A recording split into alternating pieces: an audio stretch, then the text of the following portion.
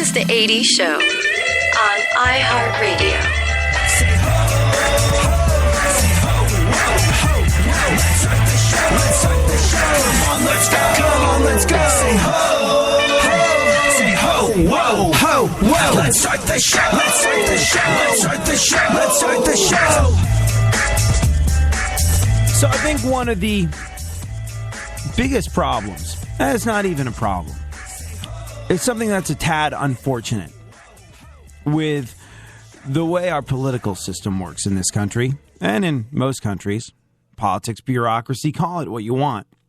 I think one of the most unfortunate things with regard to all of this is that, well, you know, there's a very interesting thing that happened to me not so long ago, which was I remembered the very first time I ever took part in any kind of political process, and that was the 5th grade when there were people campaigning for class president. And this guy's still around. I looked him up when I remembered this experience, so I won't drop his name on the air just for the sake of his privacy. But all the candidates for 5th grade, or I think it was middle school class president, filed into our 5th grade classroom, Miss McInerney's classroom. And I remember I was sitting there with my buddy Scott, and we were assessing the candidates, and they all gave speeches, and this is what we do, and this is what we think, and I don't even remember any of them, except for the guy who came last. And this was a guy who, he was cool. He had a cool haircut. He had cool sneakers. He looked good, as good as one can look, as a middle school kid can. He's put together, confident, winning smile. And this guy straight up promised us a bunch of stuff that we really wanted. Chocolate milk at lunchtime in the classrooms. We'd had the chocolate milk. And then I think some parents got upset about the fact that we were drinking chocolate during the day. And he promised to bring our chocolate milk back. And a slew of other things. How do you think the election wound up?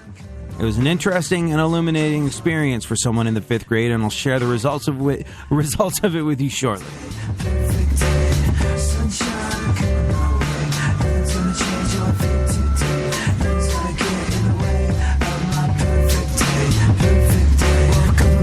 With puppies in my face saying Dad gotta join the human race. Time for a yawn and a stretch and a walk, you see. They know my order at the rest, trying to cross the street. That's why when I shuffle in, my coffee's already waiting for me. Breeze on the patio, outdoor table, sitting with my puppies, Homer and Mabel, wondering how the rest of the day will be. Just then a kid stops by and Homer jumps up to say hi. Laughing kids and happy dogs, and yeah, that's kinda all you need. Sunshine coming my way, nothing's gonna change how I feel today. Nothing's gonna get in the way of my perfect day, perfect day. Sunshine coming my way, nothing's gonna change how I feel today. Nothing's gonna get in the way of my perfect day, perfect day. Today is a lot like Ice Cubes, but definitely much less gangster. With a start like this on a day like this, it's good to be this white boy prankster. I don't push a Benz, love my VW, drive an old drop top, it's what I love to do. And it gets me to work on time, to say hello to you. On your radio, mad money, no, but I love what I do. On the radio, hear me yell the whole night through. I'm feeling so lucky that I can be the voice that you hear in this great big city. I rock on your radio, then head home. My puppy's gonna meet me at the door. So excited for a moonlight walk, and think they've never done this before, and it's all good. Sunshine coming my way, nothing's gonna change how I feel today.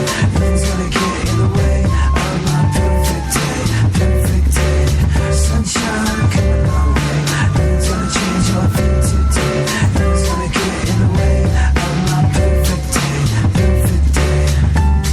It's all what you make of it.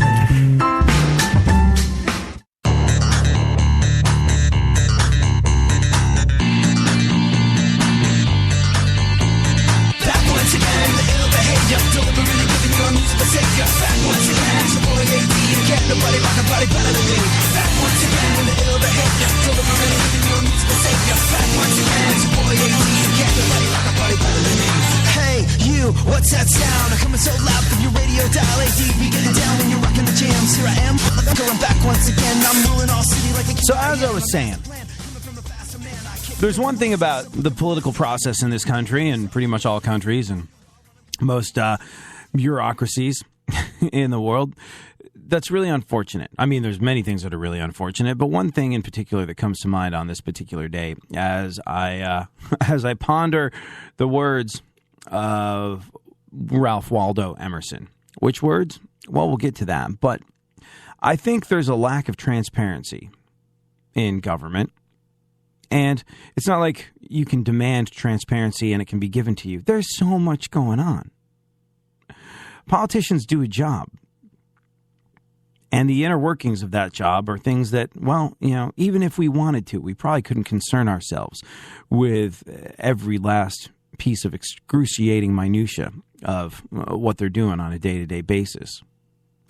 So, that said, are we ever really going to get a full picture?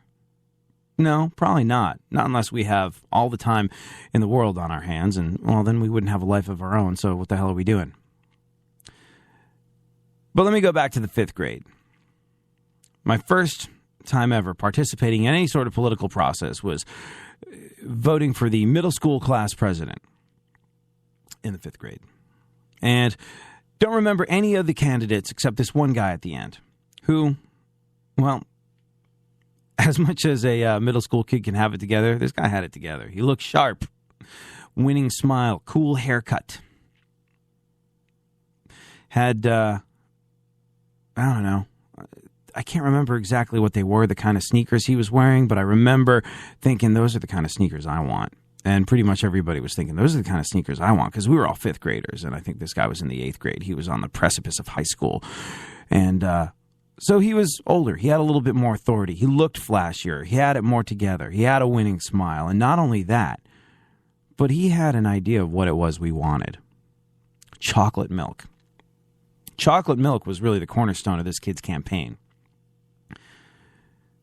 At lunchtime, we'd been given chocolate milk along with regular milk. Hey, you have an option. You can have chocolate milk or regular milk at lunch. Now, what 5th grader in their right mind is going to be like, well, I know the chocolate milk's over here, but this plain old normal moo juice, yeah, that's what I'm going to go for. No chocolate milk. No delicious chocolatey bubbles that I'm going to blow up through the top of the carton when I put my straw in. You used to do that as a kid? Everybody did that as a kid. You knew you were going to get busted for it. You knew a teacher was going to see it. And it was the slow build, the little anticipation that you would get, that sense of anticipation that you would get as the bubbles started to creep up and you could see them starting to creep up over the edge of the carton and you knew that the teacher couldn't see them, but any second now they'd be visible and you were going to get busted for making a mess. And it was just, I don't know. It was an early indoctrination into the thrill of the possibility of getting caught, I suppose, that made misbehaving fun in some instances. But yeah, you'd much rather be playing that particular game with chocolate milk than regular milk. I mean, it's chocolate milk. And they wised up.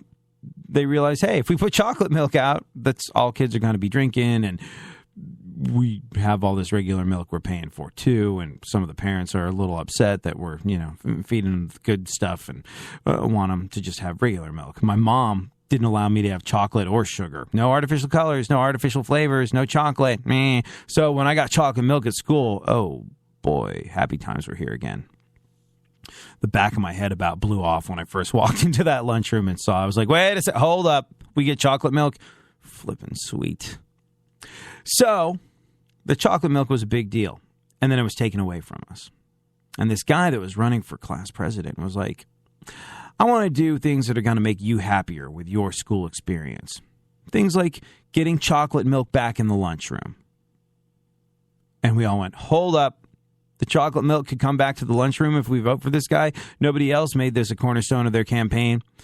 And needless to say, this kid who was a little older, a little better dressed, a little flashier, a little smarter, a little easier going,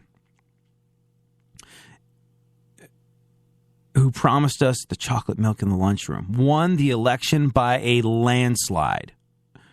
I remember after every candidate had given their speech, I turned to my buddy Scott. I was like, hey, who are you going to vote for? He was like, oh, definitely him. Definitely him. Yep, not even a question. He's just, he's cool. And he's cool and he's going to get us chocolate milk. Duh. Kid won by a landslide. And then, I don't know. I think there was some sort of middle school inauguration or announcement. Chocolate milk never showed up. And I was a little perturbed, a little disappointed. Waited a week, no chocolate milk. Waited 2 weeks, no chocolate milk. I was like, is he at least talking to somebody about our freaking chocolate milk? And then I saw this kid walking from class to class. I was like, hey, man. He was like, what? I was like, oh, I voted for you. And he was like, yeah, so? I was like, well, chocolate milk. And I don't think he even gave me an answer. He just sort of wandered off to his next class. There's no way he could have gotten us a chocolate milk. It's not a decision for an 8th grader to make. That's a decision for the parents to make and the PTA to make and teachers to make and the faculty to make. They're not going to take an 8th grade kid's, I'm going to get you chocolate milk promise seriously. And, you know, if things were being done properly, they probably wouldn't have let him run on the campaign of getting his chocolate milk. Not that he cared about it. He just wanted to be elected because, well, you know, it's funny. I looked this kid up when I remembered this story the other day. And I was like, what does he do? Like, is this kid still around? And I found him immediately on LinkedIn. And he does something. He works in the beverage industry. The way he sold us chocolate milk, he continues to sell beverages. And for the most part, his job seems like he's gone on in life being pretty successful at being flashy and vacuous. That was my first indoctrination into the political process. My first realization that you could get somebody to vote for you. You could get somebody to do something. Forget voting. Forget the fact that it's an election. You could get somebody to do something for you by making them promises. And once they did whatever the hell it is you wanted them to do, you didn't have to keep those promises. And in that experience was born a fundamental mistrust of politicians. And I think that's a big problem with our political process. Read my lips, no new taxes. I did not have sexual relations with that woman. All untrue. All said to curry favor.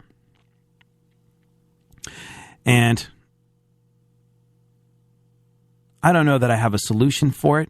In fact, I know I don't have a solution for it. Nobody does. Otherwise, it would have been applied a long time ago, and our voting process would be entirely different in this country. I don't know that I have a solution for this particular situation, and it seems like a dumbing down of what's going on in this country, but it's really not. It really isn't. We take it back to the principles of a 5th grader, and those 5th grade principles apply to life. Grown-ups complicate things. Bureaucracy takes a hold. Things get convoluted. Excuses get made for specific behaviors and lies and untruths, and we write it off as part of the political process, whereas a 5th grader would be like, hey, you told